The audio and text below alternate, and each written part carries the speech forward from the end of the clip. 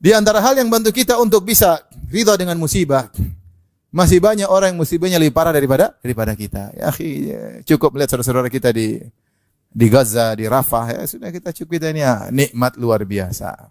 Masih terlalu banyak orang yang susah, menderita ya daripada kita. Maka ketika kita melihat orang lebih buruk daripada kita, lebih besar musibahnya, maka kita bersyukur kepada Allah Subhanahu wa taala ya, bahwasanya kita musibahnya masih ringan.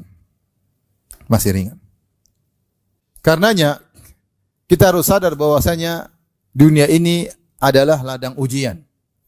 Tidak ada seorang pun yang tidak diuji. Siapapun dia, apakah dia raja, apakah dia jenderal, apakah dia presiden, juga diuji. Apakah dia orang terkenal, tidak terkenal, apakah dia miliarder atau banyak utang, semuanya akan ada ujiannya. Maka seorang ketika diuji, dia tahu ini adalah rangkaian dari kehidupan. Allah telah berfirman, laqad khalaqnal insana fi kabad. Sungguh kami telah ciptakan manusia dalam kepayahan. Demikianlah tabiat manusia. Tidak ada orang yang hidup kemudian tidak diuji, enggak ada. Saya sering bilang, kamu melihat ada seorang ketawa ke TV, belum tentu dia bahagia, aku enggak tahu. Ya, belum tentu dia tampil di medsos seakan-akan bahagia, belum tentu dia bahagia.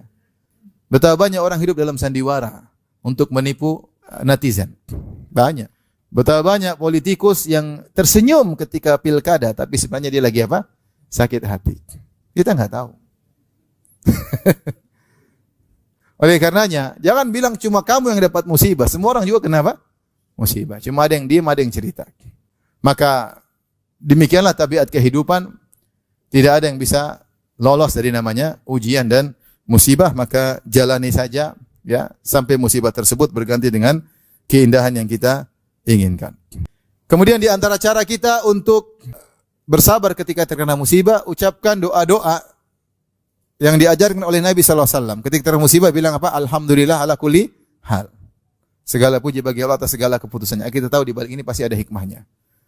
Atau kita ucapkan innalillahi wa inna ilaihi raji'un. Kita ini milik Allah dan kita akan kembali kepada Allah.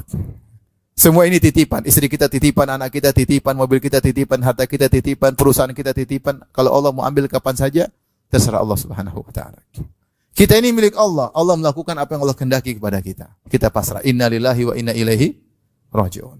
Dan jangan lupa berdoa, Allahumma ajurni fi musibati. Ya Allah, berilah aku pahala atas musibah yang menimpaku ini. Wa akhluf li khairan minha, gantikan dengan yang lebih baik. Kita ucapkan qaddarallah wa ma syaa fa'al. Ini sudah takdir Allah dan Allah melakukan apa yang Dia kehendaki. Ini takdir. Tidak akan berubah karena sudah tercatat dalam Lauhil Mahfuz. Ini semua tiga ini. Alhamdulillah 4. Alhamdulillah kulli hal. Terus apa tadi?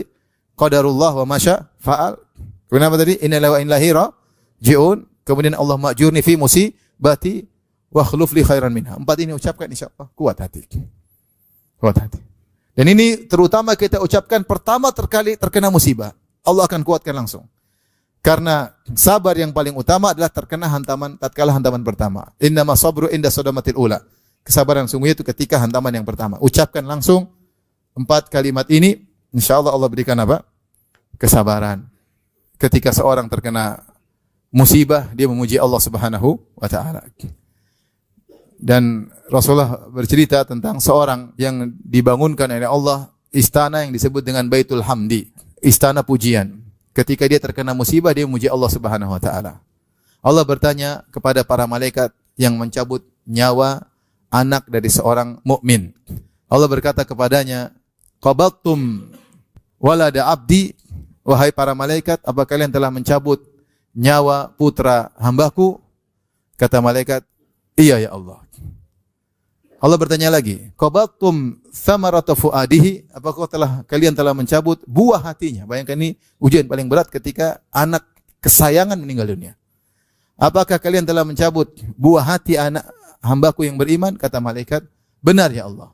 Allah bertanya lagi, madza qala abdi? Apa yang diucapkan hambaku ketika anaknya dicabut nyawanya? Kata malaikat, hamidaka wastarja. Dia mengucapkan alhamdulillah dan dia mengatakan inna lillahi wa inna ilaihi raji'un. Dia muji Allah. Maka Allah berkata, ubnu li abdi baitan fil jannah wa sammuhu baital hamdi. Kalau begitu bangunkanlah bagi hambaku istana di surga dan namakan istana tersebut dengan istana pujian. Kenapa dia bisa memuji Allah ketika sedang terkena musibah? Kita renungkan. Seperti saya pernah nasihati ada saudara ketika saya suruh beri nasihat ketika meninggal. Punya anak pertama, kemudian mahasiswa UIM, kemudian hafiz Quran, kemudian meninggal dunia. Saya bilang, memang ya kita cinta sama anak tersebut, tapi Allah lebih tahu terbaik buat anak tersebut. Bisa jadi Allah pindahkan kepada kehidupan yang lebih bahagia daripada dia di dunia. Karena anak itu sakit, ya sudah mungkin saatnya Allah bilang pindah dari kesakitan menuju kebahagiaan. Apalagi anak tersebut sabar ketika terkena apa? Sakit. Demikian juga mungkin kita punya orang tua, mungkin dia sakit-sakitan akhirnya meninggal. Kita bilang berhusnuzon aja. Daripada dia hidup sakit-sakit menderita di dunia, Allah pindahkan kehidupan yang lebih bahagia di alam barzah. Husnuzon aja sama Allah Subhanahu wa taala. Sehingga kita tetap mengatakan alhamdulillah ala kulli hal. Ini perlu perenungan, ya. Perlu perenungan ya. Ketika mungkin anak kita ada yang masih kecil meninggal dunia, itu berat, sangat berat. Sangat berat. Rasulullah aja menangis ketika Ibrahim meninggal. Anaknya masih kecil. Sampai Rasulullah SAW menetes air mata. Rasulullah SAW berkata, innal qalba la yahzan. Sungguh hati ini sedih. Wa innal aina la tadma. Dan sungguh mata ini menangis. Wala naqulu illa bima yurdi rabbana. Namun kami tidak akan mengucapkan kata-kata kecuali yang mendatangkan keridhaan Allah. Wa inna bi firaqika ya Ibrahim lamahzunun. Dan sungguh kami bersedih dengan kepergianmu wahai putraku Ibrahim. Tapi tadi dipanggil Allah lebih sayang kepada ini daripada kita. Kita ini cuma ayahnya. Allah yang mengkreator anak ini. Allah yang pencipta anak ini lebih sayang daripada kita. Ya udah Allah ambil pasti lebih maslahat. Kita enggak tahu. Ada orang punya anak meninggal. Lihat tadi seperti Nabi Khadir. Mungkin kita sayang ketika dia besar, mungkin dia ternyata nakal. Ketika dia meninggal sebelum besar, dia tidak ada dosa. Bahkan bisa menjadi pemberi syafaat bagi orang tuanya. Enggak tahu Allah ingin anak-anak meninggal supaya menjadi pemberi syafaat bagi kedua orang tuanya. Seandainya dia besar, belum tentu kita bisa mendidiknya. Apalagi zaman sekarang, zaman Gen Z. Di mana-mana kekacauan ya. Belum tentu kita bisa mendidik anak-anak kita. Intinya, kita tidak berharap dikasih musibah, tapi kalau Allah kasih musibah, kita minta tolong kepada Allah. Karena tidak ada yang bisa bikin kita sabar kecuali siapa? Allah. Wasbir wa ma sabruka illa billah. Bersabarlah dan kau tidak bisa bersabar kecuali yang bikin sabar siapa? Allah. Maka kalau sudah sabar jangan ujub.